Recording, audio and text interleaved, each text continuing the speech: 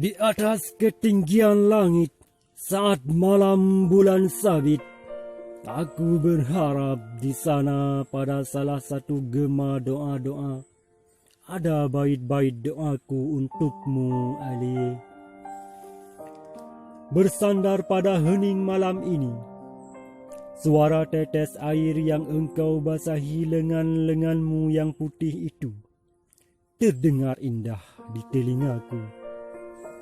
Dalam musafir bulan sabit pada sepenggal malam, tahajud kita pada Tuhan.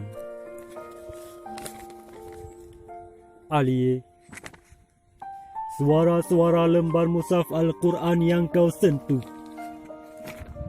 bagiku itu terindah. Ketika kau membacanya, itu pun menjadilah bagiku seperti tetesan kesejukan yang menimpa jiwaku yang kering. Dennis, putra kita yang lucu itu, kulihat digenggamnya butiran tasbih itu sambil berlari-lari dengan wajah tersenyum berselawat. Ali, engkau tak pernah membuat aku cemburu.